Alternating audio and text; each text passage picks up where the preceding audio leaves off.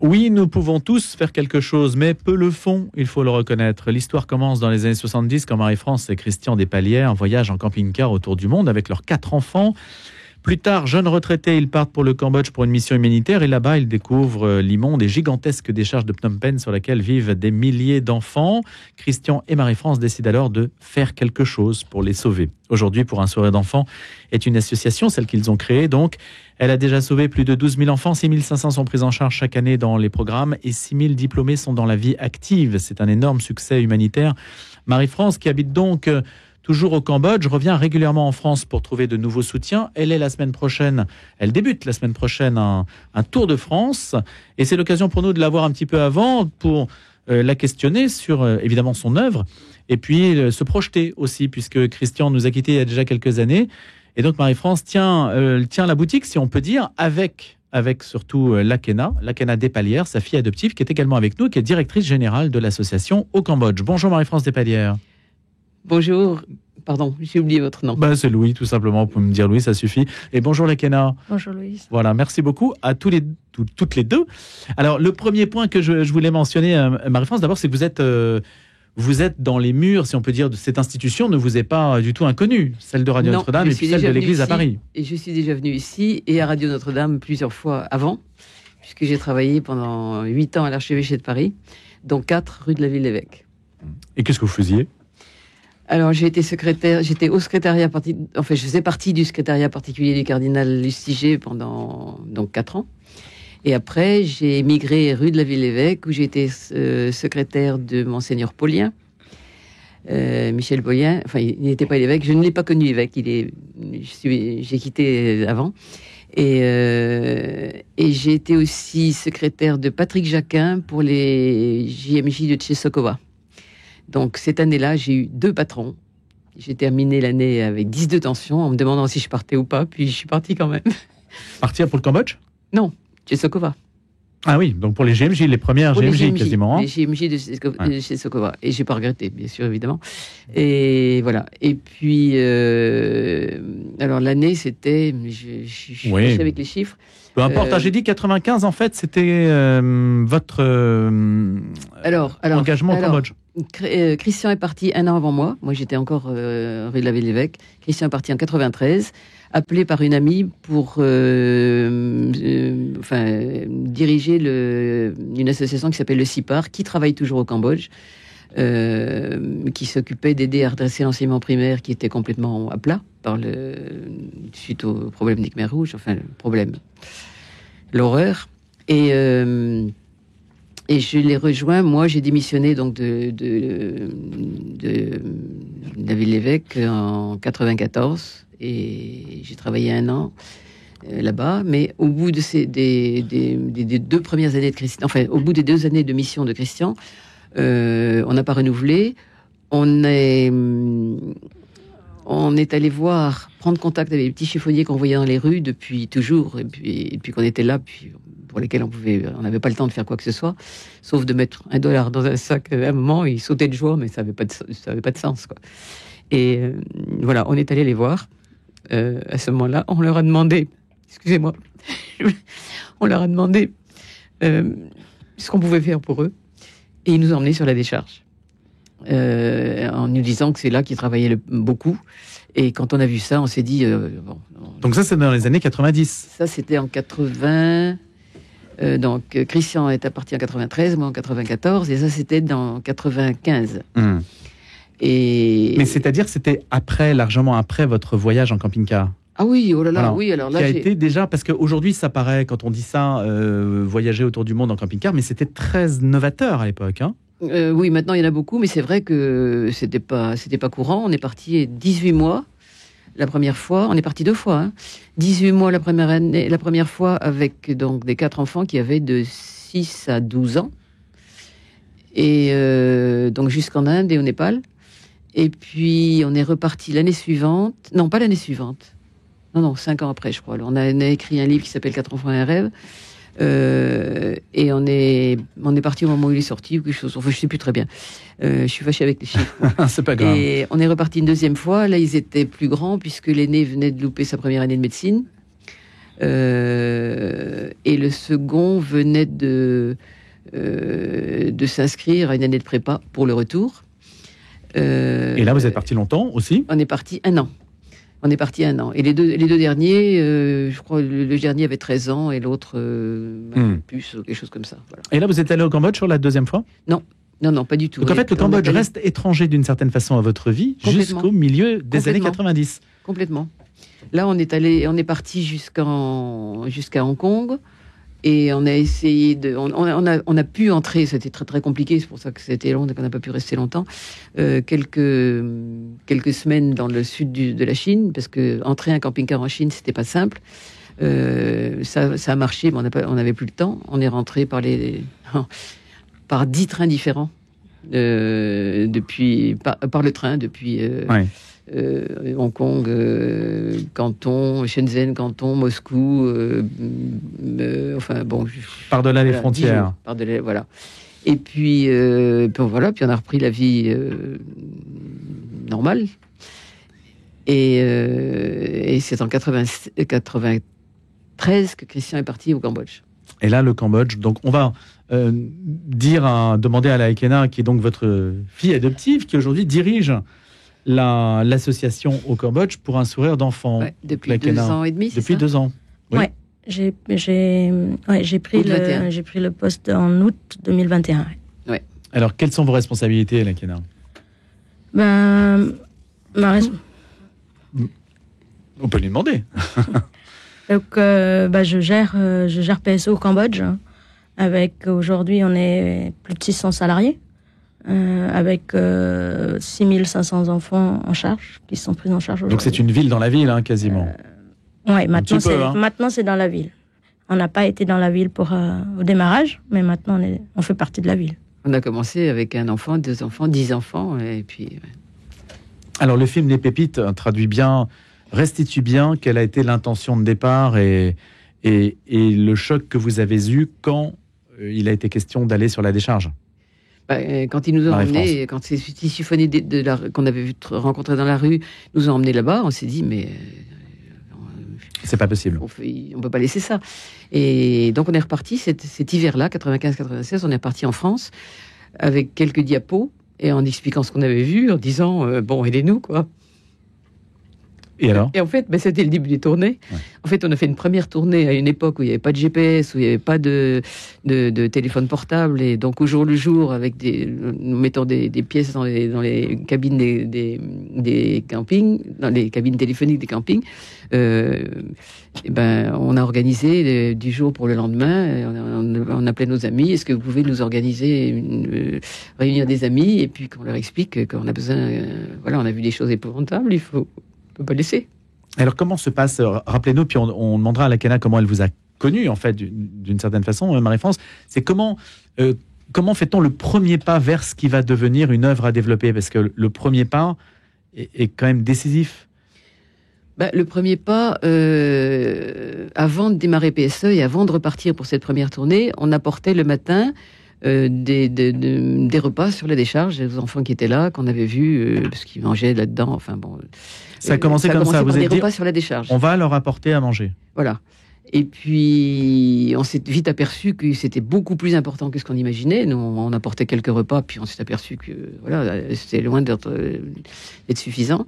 Et c'est là qu'on s'est dit qu'on est reparti en France, de cette première tournée, pour demander des soutiens. Donc les soutiens, c'était pour que les repas puissent être plus abondants et qu'il y en ait plus. Pour l'instant, on en était là. Pour l'instant, à ce moment-là, on était là. Puis quand on est revenu en janvier 96, on est allé voir les enfants sur la décharge et on leur a demandé de quoi ils avaient besoin. Et ils nous ont dit 1 repas par jour et aller à l'école. Voilà, c'était tracé. C'est ce qu'on a fait. Donc là, il a fallu après qu'il y ait des bâtiments en dur. On n'était pas là encore. Voilà. On n'était pas là encore. Les repas, c'était encore sur la décharge. Mais la Ekena a plus de mémoire que moi. Elle peut raconter un peu le début. Alors, la Ekena, justement, comment vous êtes de la première heure, la Ekena? Oui. Ouais, je fais partie. Pas la toute première, mais la première heure. En fait. Mais vous étiez sur la décharge, vous? Moi, je travaillais aussi. Sur la décharge et dans les rues. Et dans les rues. Qu'est-ce que vous faisiez, la Ekena? Vous avez quel âge à l'époque? Alors, l'âge exact, je pense que je ne peux pas vous le dire, mais je pense que je devais avoir 8-9 ans. Oui, 7-8 ans, oui. Et donc, vous veniez tous les jours sur la décharge, comme donc, je travaille dans la rue et aussi sur la décharge. Ouais. Donc, on essayait de survivre avec ce qu'on pouvait trouver sur cette décharge ou dans la rue. Hein. Survivre, ça veut dire de quoi manger déjà. Donc, trier ce qui restait dans cette déchet pour pouvoir manger. Et puis après, travailler dans la journée pour essayer de récupérer de l'argent qu'on pouvait avant de rentrer à la maison. Qu'est-ce que vous récupériez ? On récupère des plastiques, Certains plastiques, pas tous. Ouais, certains plastiques, des fers, aussi des canettes s'il y en a, mais il n'y en a jamais de canettes. Donc, du cuivre. Du cuivre. Ça, il faut faire brûler pour pouvoir prendre le cuivre. Les enfants sont solidaires entre eux sur la décharge ? C'était compliqué d'être solidaire parce qu'il fallait déjà manger. Mais c'est vrai qu'il y avait des frères et sœurs qui étaient là, donc quand ils étaient en famille, c'était plus solidaire. Après, voilà, chacun essayait de survivre comme il pouvait. Vos parents vous envoyaient sur la décharge ou c'est vous qui y alliez de votre propre initiative ? Alors, moi, j'ai pas vécu avec mes parents. Ils m'ont laissé, en fait, avec ce que j'appelle maintenant ma tante et mon oncle. Et c'était avec eux que je vivais, et comme il n'y avait rien à la maison, il fallait qu'on y aille, quoi. Il n'y avait pas trop de questions pour savoir qui envoyait qui, mais il fallait travailler. Comment avez-vous connu Marie-France et Christian Despalières ? Alors, j'ai connu papa parce qu'il était sur la décharge, et après il est venu. Il y va, c'était lui l'assistant social en fait. Il allait dans le village pour voir qui... Dans le village, on est dans Phnom Penh, hein ? Oui. En banlieue. En banlieue. On était vraiment en banlieue pour voir où on habitait. Et puis, c'était comme ça que j'avais demandé de pouvoir avoir accès, en fait, à l'école. Et un jour, vous avez dû être surprise, Lakena, quand vous avez vu cet homme occidental. Vous vous êtes sans doute demandé qu'est-ce qu'il faisait là ? On sait tous, hein, tout le monde a eu un peu peur, on va dire. Hein. Tout le monde a eu un peu peur parce que c'est vrai que d'avoir nous, on l'appelait un blanc. Donc, il était grand, il était grand, et donc on avait tous eu peur. Mais on s'approchait petit à petit, mais ensemble. Donc on allait vers lui, mais tous ensemble, et on a vu que voilà, il n'était pas là pour nous emmener ou je sais pas quoi, mais il était présent là. Et puis il vous donnait à manger. Voilà. Et puis il nous a demandé en fait ce qu'on voulait. Mais ça aurait pu être quelqu'un de mal intentionné qui donne à manger. Oui, mais sauf que lui, il a porté sur place. Donc il avait pas, on voyait bien qu'il n'y avait pas un moment où il voulait emmener en donnant à manger. Donc il donnait sur place, et puis il n'y avait pas une préférence pour les filles ou pour les garçons. Tous les enfants qui étaient là pouvaient avoir le repas s'il y restait encore.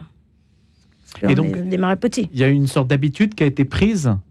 Il y avait une sorte d'habitude qui a été prise par les uns et par les autres. On savait exactement l'heure où distribuer les repas. Et puis voilà, et on faisait la queue, et puis on attendait qu'on distribue le repas. Ouais. Les autorités cambodgiennes, Marie-France, se sont aperçues de ce manège au début ? Alors en fait, on avait prospecté quand on a découvert ça, qu'on est rentré avec donc un petit peu de co-démarré de la première année, en 96. Mais on n'a rien démarré. Alors on a écrit un projet. On a écrit un projet. En fait, le projet au départ, c'était les enfants des rues qu'on voulait nourrir, scolariser, etc. Et ça a été accepté. Mais on s'est interdit de démarrer avant d'avoir signé, d'avoir des protocoles d'accord signés avec le ministère. Et ça s'est fait en mai 96. Ça a été donc assez rapide quand même ? Ça a été assez rapide. Notre projet a été accepté. Et notre président de l'époque avait des affaires à Hong Kong. Il est passé en mai. Et donc, on a organisé les signatures. Et dès le lendemain, on a commencé à aller chercher les premiers enfants qu'on avait repérés. Il n'y a pas de caractère religieux dans cette ONG ? Non. Non, parce qu'on arrive dans un... Nous sommes catholiques, mais on arrive dans un pays bouddhiste, on n'allait pas arriver avec... on venait pour aider les enfants. Voilà, le reste, c'est fait... Ça a facilité les choses. Vous pensez que la question religieuse aurait pu bloquer ?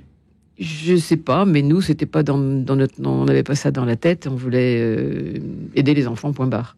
Il y avait des liens avec des catholiques à Phnom Penh, éventuellement? À l'époque à l'époque, non, on débarquait, nous, on connaissait personne, pas grand monde. Mais est-ce que ça fait venir des j'imagine que vous avez été connu assez vite, quand même, hein. Oui, je sais pas si... Il y a des catholiques qui sont venus, mais pas que. Vous ne vous êtes pas appuyé sur une structure existante, c'est ça? Pas du tout. Non, pas du tout. On aurait pu supposer qu'il y ait déjà un minimum de structures qui vous aident. Oui, non, on a démarré... oui, on a démarré après les signatures. On a tout créé à partir de zéro, en fait. Est-ce qu'on peut dire aujourd'hui, Marie-France et Lakena, est-ce qu'on peut dire ce que ça représente, qu'on mesure le chemin parcouru de l'année 95 jusqu'à aujourd'hui? Parce que j'ai cité tout à l'heure 12 000 enfants. C'est une structure qui maintenant fonctionne, vous avez dit 600 salariés, et qui touche quantité de domaines, hein, de la formation, l'école, etc. C'est devenu vraiment une entreprise au sens humain du terme. Vous avez entrepris quelque chose, Marie-France, d'extraordinaire. Ça s'est fait petit à petit. On savait pas, vous savez, on savait pas où on allait. On a démarré comme ça, et puis petit à petit, ça a augmenté. Et puis on a eu des soutiens. On a donc la toute première tournée, on l'avait faite, comme je vous ai dit, pour avoir les premiers sous, en fait. Et puis on a continué chaque année. Moi, je suis là pour la 27e tournée maintenant. On s'appuie. On n'a que des financements privés. Et on s'appuie beaucoup sur les amis. C'est pour ça que je fais un tour de France pour aller montrer... Ces amis fidèles de la première heure aussi? Oui, bien sûr. Qui continuent à exister, qui continuent à vous épauler? Absolument. Et donc, pour essayer de prendre la mesure, Lakena, on peut dire il y a de la formation professionnelle, il y a du scolaire. Alors, en fait, on a 6 gros programmes, on va dire 6 piliers des programmes. Donc, on a le général d'éducation, on parle beaucoup anglais, on parle anglais maintenant, on ne parle plus français au Cambodge. Le Cambodge a fait des choix. Enfin, ça, c'est un autre sujet, mais c'est vrai que ça compte quand même. Hein. Oui. Donc, on a six gros programmes piliers. Donc, on a toute la partie générale éducation, on a la partie formation professionnelle, on a la partie protection, on a la partie nutrition, on a la partie soins, et puis on a la partie tout ce qu'on supporte en fait aux familles. Parce que quand PSE disent que PSE aide un enfant, en fait, elle aide toute la structure de la famille. Parce que c'est vrai qu'un enfant ne peut pas y aller à l'école, on va dire en guillemets, tranquillement, si il a des problèmes familiales. S'il y a personne qui peut s'occuper de leurs frères et sœurs, s'il y a personne qui va rapporter de l'argent. C'est pour ça qu'aujourd'hui, on continue à faire de donner des compensations pour permettre aux jeunes de venir à l'école. En fait, dès le départ. Dès le départ, oui, mais ça continue. Dès le départ, les familles nous disaient, moi je veux bien que mon enfant vienne à l'école, mais comment je fais pour nourrir les autres, quoi? Les plus jeunes, c'est comme ça que on a tout de suite commencé à donner des riz en compensation, à condition que l'enfant vienne à l'école. Parce que là, c'est bien réglementé, c'est bien contrôlé. S'ils sont absents, on diminue le riz. Au bout de 2 jours, on supprime complètement le riz de la semaine.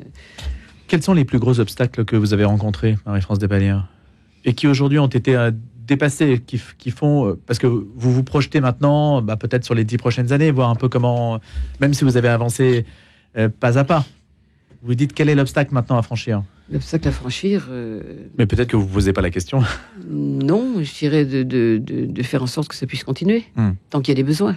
Parce qu'on a toujours eu l'impression que vous avez un peu désencombré votre esprit, vous dites, bon, voilà, on va voir ce que ça donne, on avance, puis on verra bien. Oui, mais c'est un petit peu ça. Vous savez, on est en train, Lakena va vous expliquer ça mieux que moi, on est en train de revoir un certain nombre de choses, parce que on a créé des choses qui n'existaient pas. Mais il y a des choses qui existent maintenant, qu'il faut peut-être remplacer, voir différemment. Bon, mais ça, Lakena, elle est complètement aux commandes. Là, c'est elle qui va vous dire ça.